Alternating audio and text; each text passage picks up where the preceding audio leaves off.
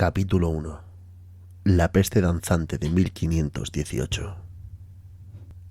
Cuando el cuerpo obedeció a algo que nadie podía ver. Imagina salir de casa una mañana cualquiera y ver a una mujer bailando sola en mitad de la calle. No hay música, no hay fiesta, no hay motivo. Al principio nadie se detiene. En 1518, en Estrasburgo, la vida era dura, el hambre constante, la muerte familiar. Una mujer más perdiendo la razón no era noticia. Pero pasan las horas y la mujer no se detiene. Sus pies golpean el suelo una y otra vez. Su respiración se vuelve errática. El sudor empapa su ropa. Alguien le pregunta si está bien. Ella no responde. Sigue bailando. Y entonces ocurre algo inquietante. Otra persona empieza a moverse. Luego otra y otra más. No porque quieran, sino porque no pueden evitarlo. En cuestión de días, decenas de personas bailan, no en una plaza ni en una celebración. Bailan en las calles, en los mercados, frente a la iglesia. Algunos lloran mientras se mueven, otros gritan que paren sus piernas. Los más desafortunados se desploman. Y aún así, cuando recuperan el conocimiento, vuelven a levantarse y continúan bailando. Aquí es donde nace el primer mito. La gente bailaba por placer. No. Las crónicas hablan de dolor, pies sangrando, espasmos y muerte por agotamiento. Esto no era un baile, era un secuestro del cuerpo. Las autoridades hacen lo que creen lógico. Consultan a médicos y el diagnóstico es escalofriante en su ingenuidad. Si bailan, es porque el cuerpo lo necesita. La solución: más baile. Se contratan músicos, se levantan tarimas, se crea un espacio controlado para que los afectados se muevan hasta agotarse y sanen. Pero ocurre lo contrario. Cuanta más gente mira, más gente empieza a bailar. El fenómeno se acelera.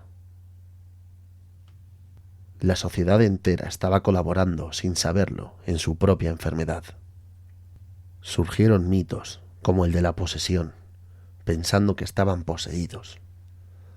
En 1518, cuando no entiendes algo, le pones un nombre divino o demoníaco. San Vito, castigo celestial, maldición. Pero aquí hay algo extraño. No hay mensajes, no hay blasfemias y tampoco hay profecías. Solo cuerpos obedeciendo a algo invisible. Y eso da más miedo que cualquier demonio. La cuestión que si algo no es externo, entonces viene de dentro. Hoy se cree que ese evento que ocurrió en Estrasburgo era todo una histeria colectiva. Y parece que todo queda resuelto, pero no. Porque esa palabra no explica, solo etiqueta. La realidad es más incómoda. Estrasburgo estaba rota. Tenían hambre prolongada, enfermedades constantes, miedo religioso absoluto, una población convencida de que cualquier error traería un castigo divino. Y el cuerpo no podía oír. La mente no podía hablar. Así que el estrés buscó una salida física y la encontró. Pero este evento no fue único. Europa ya había visto esto antes. El llamado baile de San Vito. Brotes enteros de personas moviéndose sin control. En Italia, el tarantismo. Si no bailabas, enfermabas. Aquí bailar era la cura. Y también el síntoma. Y luego, siglos después, niños riendo sin poder parar en África. Trabajadoras desmayándose en fábricas modernas. Estudiantes con tics que se propagan sin causa médica. Mismo patrón, distinta época, distinto lenguaje corporal. El fenómeno cambia de forma, pero no desaparece. La peste danzante no terminó con una solución. No hubo medicamento, ni ningún tipo de descubrimiento. Simplemente se apagó, como una tormenta que pasa. Y esto deja una pregunta abierta. Si la sociedad entera puede enfermar sin virus, ¿cómo sabemos que hoy no estamos haciendo lo mismo, solo que de otra forma? Y aún no hemos descubierto el qué. Quizás ya no bailamos hasta morir, pero temblamos, colapsamos, nos rompemos por dentro. El cuerpo sigue hablando. Solo hemos cambiado el idioma. La peste danzante de 1518 no es una historia del pasado. Es un espejo. Y lo verdaderamente aterrador no es pensar que cientos de personas bailaron hasta morir, sino aceptar que el ser humano sigue siendo capaz de hacerlo cuando el mundo aprieta lo suficiente. Puede parecer una historia exagerada o incluso una leyenda, pero la peste danzante de 1518 sí ocurrió, y no es algo que sepamos por rumores o relatos transmitidos por los siglos. Existen documentos reales que registraron el suceso mientras estaba pasando. Estrasburgo, en aquel momento, formaba parte del Sacro Imperio Romano Germánico, y era una ciudad con administración organizada. Eso significa que se conservan registros médicos, religiosos y municipales. Y precisamente en esos archivos es donde aparece documentado el brote. Se sabe que todo comenzó en julio de 1518, cuando una mujer conocida como Frau Trophea empezó a bailar sin descanso en una calle de la ciudad. Este detalle no aparece en una única fuente. Varias crónicas coinciden en señalar el mismo inicio del fenómeno. Los documentos de la época describen cómo, en cuestión de días, el número de personas afectadas aumentó rápidamente. Las autoridades registraron el problema como algo serio, hasta el punto de consultar a médicos locales para intentar comprender qué estaba ocurriendo. También existen registros donde se menciona una de las decisiones más extrañas tomadas por el gobierno de la ciudad: contratar músicos y habilitar espacios donde los afectados pudieran bailar. Este dato aparece en informes históricos conservados en archivos municipales y ha sido analizado por historiadores y médicos modernos. Además, hay referencias en escritos religiosos que mencionan peregrinaciones y rituales organizados para intentar frenar el brote, lo que confirma que el fenómeno tuvo un impacto social real, no solo anecdótico.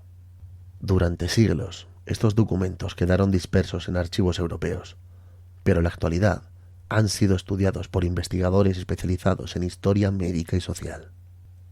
Uno de los historiadores que más ha investigado este caso es John Waller, quien recopiló numerosas fuentes originales para reconstruir lo ocurrido con mayor rigor posible. Gracias a estos estudios, sabemos que el brote no fue un caso aislado dentro de una imaginación popular, sino un fenómeno real, documentado y analizado desde distintas disciplinas. Sin embargo, aunque hoy tenemos más información del siglo XVI, hay algo que sigue sin resolverse completamente. No existe una explicación única y definitiva que pueda demostrar sin ninguna duda por qué ocurrió exactamente la peste danzante. Las teorías actuales apuntan principalmente a un fenómeno conocido como enfermedad psicogénica masiva, es decir, una reacción colectiva del cuerpo ante situaciones extremas de estrés, miedo o presión social. Pero incluso esta explicación, siendo la más aceptada, no responde a todas las preguntas. No explica por qué el síntoma fue precisamente bailar. No explica por qué surgió en este momento concreto. Y tampoco explica por qué desapareció de forma gradual, sin ningún tratamiento médico claro. Y tal vez, ahí está lo más fascinante del caso. La peste danzante no es solo un episodio extraño del pasado. Es un recordatorio de que la historia humana no está formada únicamente por guerras o descubrimientos científicos, sino también por momentos en los que la mente colectiva reaccionó de formas que todavía hoy nos cuesta comprender. Han pasado más de 500 años y seguimos sin poder explicar por qué cientos de personas comenzaron a bailar sin poder detenerse, hasta la muerte. La peste danzante nos recuerda algo que incomoda admitir: que el ser humano no siempre controla su mente y que a veces la mente tampoco controla el cuerpo. Tal vez fue miedo, tal vez fue desesperación colectiva, tal vez fue algo que aún no sabemos nombrar. O quizá fue una mezcla de todo eso. La historia está escrita en documentos, los testimonios existen, los hechos están registrados, pero la respuesta definitiva sigue perdida en el tiempo. Y ahora me gustaría saber qué piensas tú. ¿Crees que fue simplemente un fenómeno psicológico provocado por el contexto de la época? ¿Crees que pudo haber algún factor físico o desconocido que todavía no hemos descubierto? ¿O piensas que hay episodios históricos que por mucho que investiguemos, siempre conservarán una parte imposible de explicar? Te leo en comentarios. ¿Quién sabe? Quizá entre todas las teorías, dudas y preguntas, estemos un poco más cerca de entender qué ocurrió exactamente en las calles de Estrasburgo en 1518. O quizá no, porque algunas historias no desaparecen, solo esperan a que alguien vuelva a preguntarse por ellas.